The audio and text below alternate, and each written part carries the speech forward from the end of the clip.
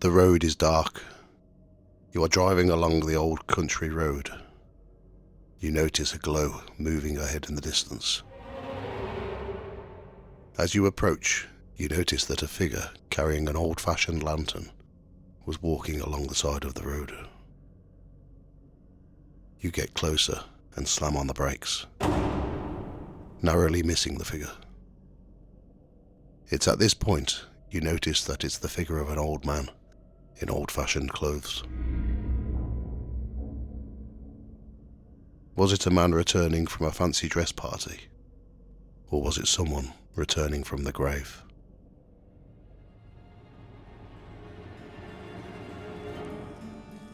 Welcome to Ghost Tales by the Fireside.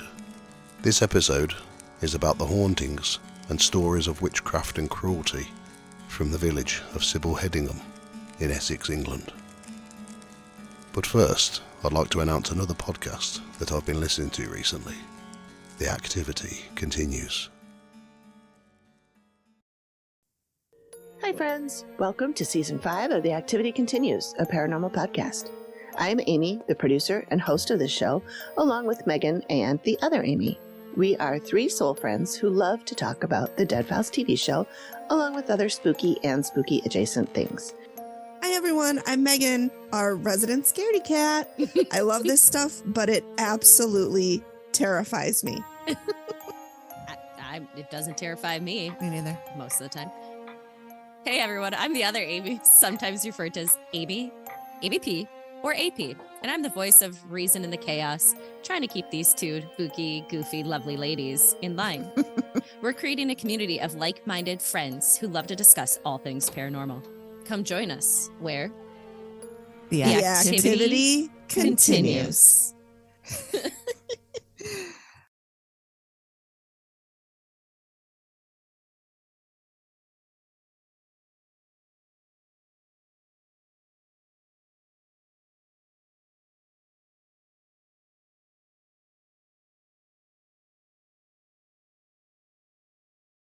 Sible Hedingham is a large village in Essex, England.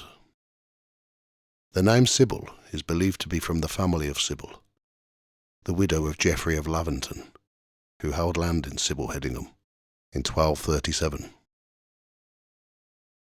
The name Hedingham is believed to be from the ham of Hedin's people. The land has most likely been occupied since the Bronze Age, as some unique Bronze Age finds were made in 1929, along with Roman pottery and bricks. Roman bricks were also found to have been used in the construction of Sible Hedingham Church, indicating that there was a Roman settlement in the area. In the Domesday Book of 1086, Sible Hedingham, along with nearby Hedingham Castle, was held by two tenants-in-chief, Roger Bigot of Reims and Walter the Deacon, and the Lord was Waringar of Hedingham. There were 27 households, which put it at the largest 40% of settlements recorded in the Domesday Book. During the time of Matthew Hopkins, the self-appointed witch-finder general, there were many people trialled and executed for the practice of witchcraft, mostly in the Essex area. One of these was a woman named Joan Prentice from Sible Hedingham, who was accused of witchcraft in 1589.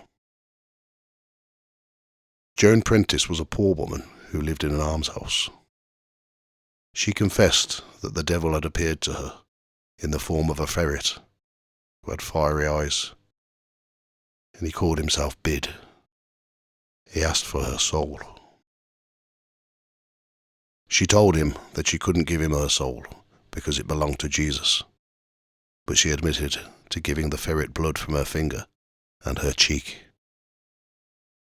She told the jury that if she wanted Bid to do anything for her, she'd call him by saying, "Bid, Bid, Bid. Come, Bid. Come, Bid. Come, Bid. Come suck, come suck, come suck." Bid was Joan's familiar an animal that was kept by witches, who would reward them by feeding them blood after performing evil deeds. She also said that she asked Bid to hurt a child, but he refused, and the child died.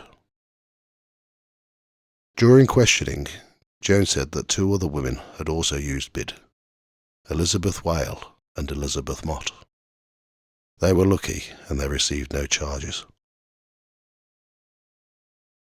Joan was charged in line with the 1563 Witchcraft Act and was hanged on the 5th of July, 1589, only 2 hours after her sentencing, along with two other women accused of witchcraft, Joan Cunney and Joan Upney from Chelmsford.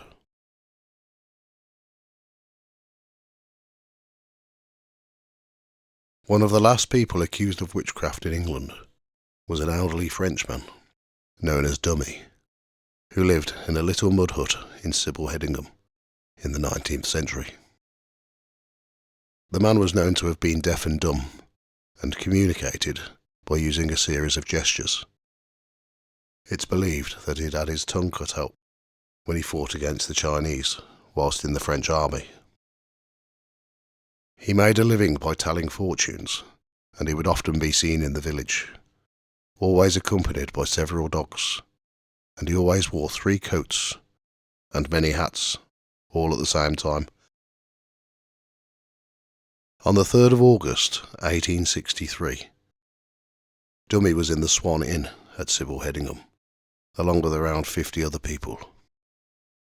A woman named Emma Smith shouted out above the crowd that she'd been ill for the last 10 months, and that her illness was caused by Dummy, who she believed had bewitched her. She asked him to return to her house to remove the curse, but he refused. She even offered him 3 gold sovereigns, but he still refused, just in case his life was put in danger. The more she asked him, the more she became agitated, which made the onlooking pub crowd encourage her to do it more. At closing time, the ordeal carried on outside the pub. At this point, the crowd had doubled, and they carried on encouraging her to keep pleading with him, whilst the onlooking crowd threw stones at him. At this point she got angry and attacked Dummy, hitting him numerous times with a stick and dragging him towards the nearby brook and pushing him in. He tried to get out, but she went to the other side and stopped him. Around this time, a man named Samuel Stammers joined in, and they both pushed him back into the cold water. Dummy managed to crawl to the bank and sat down to catch his breath. Smith and Stammers grabbed him and threw him back into the water again. This changed the attitude of the crowd, with one person shouting that if someone doesn't get him out, he'll soon die. Samuel Stammers came to his senses and pulled him out of the water onto the bank. Dummy went home and he was left alone until the next morning, when a villager checked in on him, only to find him still shivering and soaking wet, covered in cuts and bruises. The local police superintendent was called out, who took Dummy to the local workhouse. Dummy died of pneumonia on the 4th of September. Emma Smith and Samuel Stammers were charged with unlawfully assaulting Dummy and causing his death. They were tried at the Chelmsford Assizes on the 8th of March 1864 and both sentenced to 6 months hard labour. The following ghost sighting was witnessed by a friend of mine. At 11:30 on the night of the 23rd of November in 2015, 5 students from the Czech Republic were visiting the UK as part of a 3-country vacation.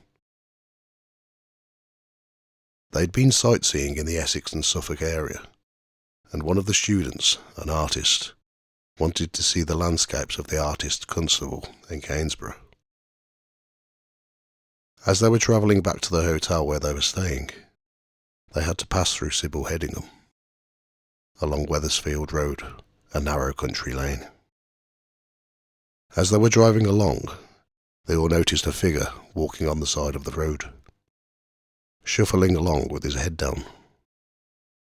It was dark, with no street lighting, but it looked like the figure was of an elderly man who was carrying a wooden tilly lantern with a single candle inside. The driver had to slow down to avoid hitting the old man, and it was at this time that they noticed what he was wearing. He was wearing a hemp jacket with a cross-stitch design, a flat cap and straight trousers. The figure continued to walk along the road and paid no attention to them being there. They found it very strange at the time, but didn't really give it much thought until the next morning. In the morning, one of the students asked the others, why would an old man be walking alone at night along a dark country road? They discussed if it could have been someone in a fancy dress costume, but also wondered why he would be carrying such an old-fashioned lantern. They put it down to just being an eccentric old man going home after a party. But the one thing they noticed that was unusual, he was self-illuminating. The 300-year-old Bell Inn at Sible Hedingham has had 2 regular ghost sightings over the years. One of the rooms is said to be haunted by the ghost of a young lady with long dark hair. She has been known to take the bedclothes from people staying in the room at night. The other ghost is said to be of an old man who knocks on the bedroom doors. When answered, he is seen walking off and not responding to being called. The White Horse is also known to have a ghost. The entity is never seen, but it is known to run along corridors, ring the front doorbell, and brush past people, many thinking that a physical person is walking past. I'd like to play a poem written by my friend who gave me the story of the old man walking in the country road. It's titled Ghosts, written by Lilia Uzbiska, narrated by Leah Caldecott, and sound by Imogen Simon.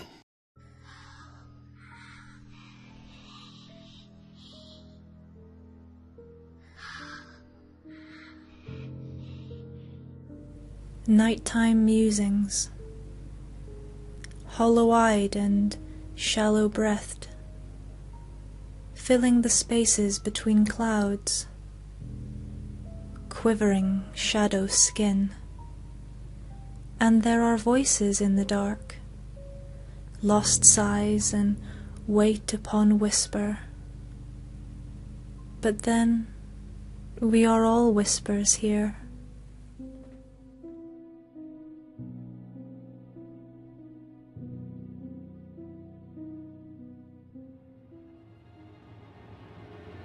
Thank you for listening to Ghost Tales by the Fireside. If you enjoy this channel, please subscribe and give me a thumbs up, it's very appreciated. You can find more information about episodes on the website ghosttales.co.uk and on the Facebook and Instagram pages at Ghost Tales Podcast. All music, research, writing, production, art and sound effects are all my own work.